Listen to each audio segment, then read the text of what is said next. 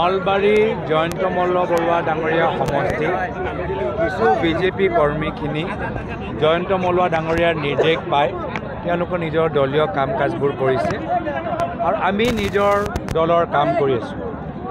আজি আমি মুখ্যমন্ত্ৰীৰ লগত যুঁজি আছোঁ অসমৰ ৰাইজৰ ৰাজহুৱা সমস্যাৰ লৈ, খোৱা পানী লৈ, শিক্ষা লৈ, চিকিৎসা লৈ, বিজ্ঞানৰ লৈ, আৰ্থিক সংকট লৈ, বেমাৰী লৈ আৰু তেওঁলোকে যিবোৰ বিষয়লৈ আমাৰ লগত যুঁজি আছে সকলোৱে দেখা পাইছে। মই হিমন্ত বিশ্ব শৰ্মা ডাঙৰীয়াৰ লগত অসমৰ ৰাইজৰ হৈ যুঁজি যাম, যুঁজি আছিলোঁ আৰু ৰাইজে নিজে দেখিছে যে তেওঁ কোনকেইটা বিষয় লৈছে। আজি অসমৰ আইসকলৰ স্বাভিমানৰ ওপৰত তেওঁ যি আঘাত পেলালে আমি সেয়া হৈ আমি যুঁজি আছোঁ। শেষত গৈ ৰাইজে নিজে বিচাৰ কৰিব আৰু মই আশাবাদী অসমৰ ৰাইজৰ বিবেক শক্তিয়ে আমাক আগন্তুক দিনত মাৰ্গদৰ্শন দিব। মই উজনি অসমতো দেখা পালোঁ যে যোৱা বছৰৰ তুলনাত যথেষ্ট বিৰোধী শক্তি শক্তিশালী হৈছে, ৰাইজ আৰু সজাগ হৈছে, ৰাইজ আৰু সচেতন হৈছে। যুৱকসকলটো সদায় আমাৰ লাহে লাহে আমাৰ ফালে আহিছিলে, এইবাৰ কিন্তু মহিলাসকলৰ সংখ্যা বৃদ্ধি হোৱা দেখা পাইছোঁ। আৰু যেতিয়াৰ পৰা মুখ্যমন্ত্ৰীয়ে অসমৰ মহিলাসকলক এটা কলংকিত মন্তব্য ব্যৱহাৰ কৰিলে তেতিয়াৰ পৰা মহিলাসকলৰ আজি ঢৌ কংগ্ৰেছ দলৰ প্ৰতি আৰু বেছি দেখা পাইছে। আপোনাক ব্যক্তিগতভাৱে আক্ৰমণ কৰি আছে তেওঁলোকে অহা বছৰ বিধানসভা নিৰ্বাচনত তেওঁলোকৰ পতন হ'ব, তাৰ বাবে তেওঁলোকে শংকিত।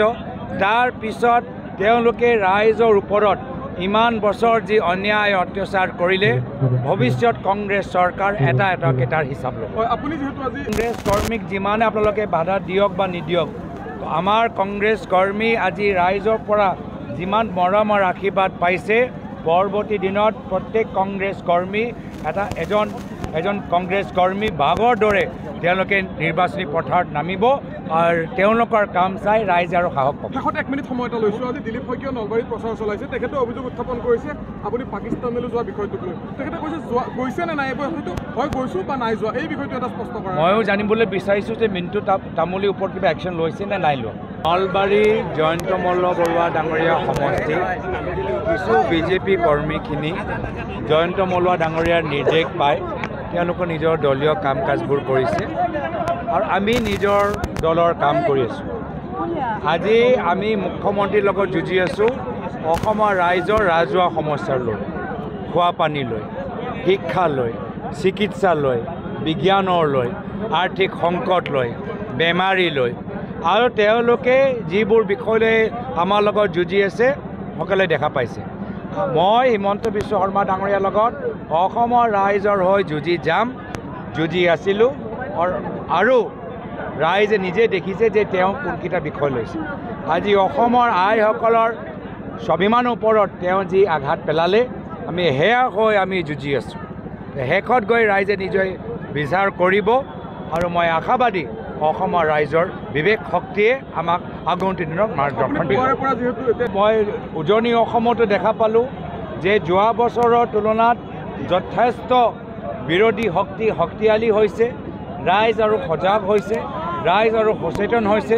যুৱকসকলটো সদায় আমাৰ লাহে লাহে আমাৰ ফালে আহিছিলে, এইবাৰ কিন্তু মহিলাসকলৰ সংখ্যা বৃদ্ধি হোৱা দেখা পাইছোঁ। আৰু যেতিয়াৰ পৰা মুখ্যমন্ত্ৰীয়ে অসমৰ মহিলাসকলক এটা কলংকিত মন্তব্য ব্যৱহাৰ কৰিলে তেতিয়াৰ পৰা মহিলাসকলৰ আজি ঢৌ কংগ্ৰেছ দলৰ প্ৰতি আৰু বেছি দেখা পাইছে। আপোনাক ব্যক্তিগতভাৱে আক্ৰমণ কৰি আছে তেওঁলোকে অহা বছৰ বিধানসভা নিৰ্বাচনত তেওঁলোকৰ পতন হ'ব, তাৰ বাবে তেওঁলোকে শংকিত। তাৰ পিছত তেওঁলোকে ৰাইজৰ ওপৰত ইমান বছৰ যি অন্যায় অত্যাচাৰ কৰিলে ভৱিষ্যত কংগ্ৰেছ চৰকাৰ এটাকৈ তাৰ হিচাপ ল'ব। আপুনি যিহেতু আজি কংগ্ৰেছ কৰ্মীক যিমানে আপোনালোকে বাধা দিয়ক বা নিদিয়ক, আমাৰ কংগ্ৰেছ কৰ্মী আজি ৰাইজৰ পৰা যিমান মৰমৰ আশীৰ্বাদ পাইছে, পৰৱৰ্তী দিনত প্ৰত্যেক কংগ্ৰেছ কৰ্মী এজন কংগ্ৰেছ কৰ্মী বাঘৰ দৰে তেওঁলোকে নিৰ্বাচনী পথাৰত নামিব আৰু তেওঁলোকৰ কাম চাই ৰাইজ আৰু সাহস পাব। শেষত 1 মিনিট সময় এটা লৈছোঁ। আজি দিলীপ শইকীয়াই নলবাৰীত প্ৰচাৰ চলাইছে, তেখেতে অভিযোগ উত্থাপন কৰিছে আপুনি পাকিস্তানলৈ যোৱা বিষয়টোক লৈ। তেখেতে কৈছে গৈছে নে নাই, এইবোৰ হয়তো হয় গৈছোঁ বা নাই যোৱা, এই বিষয়টো এটা স্পষ্ট কৰা। ময়ো জানিবলৈ বিচাৰিছোঁ যে মিণ্টু তামুলীৰ ওপৰত কিবা একশ্যন লৈছে নে নাই লোৱা।